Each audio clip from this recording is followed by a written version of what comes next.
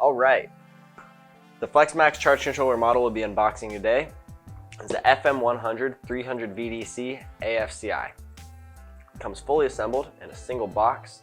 The box weighs a little under 20 pounds, with dimensions of 25.5 inches long, 12 inches wide, and 10 inches high.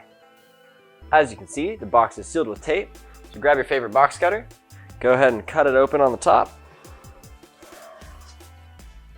lift up the flap, and inside you'll find the FM100 AFCI, and it looks like, we got it packed here with foam, looks like we also have a kit of hardware and documentation with the mounting brackets there, and looks like declaration of conformity, quick start guide, and some other registration documents. Charge controller is about 23 inches long, 8.8 inches wide, 6 inches deep, weighs just about 16 pounds.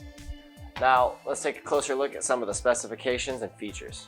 This is the maximum power point tracking controller with built-in 3-stage charging algorithm. The controller has an environmental rating of NEMA 3R, so it may be installed at indoor or outdoor locations. The controller comes with 4 1-inch conduit knockouts, with 1 on each side and 2 on the bottom. On the front of the controller, you'll find 4 easy-to-read, color-coded LED status indicators and 1 equalized button. This unit is rated at 100 amps DC output for battery charging and can handle up to 300 volts DC of PV input voltage for as much as 7,000 watts of solar at 48 volt nominal system voltage, meaning your batteries, 5,250 watts for 36 volt batteries, and 3,500 watts for a 24 volt battery bank.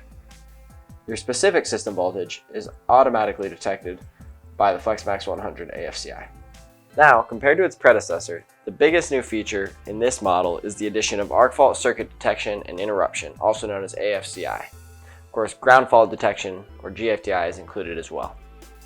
Inside the wiring compartment, you will find the Arc Fault Detection, or AFD card, the PV and battery terminals, the hub port, the LAN port, port for a remote temperature sensor, or RTS, the micro SD card slot, the fan connector, the accessory terminals, the ground fault jumper and fuse, and the arc fault sensing coil.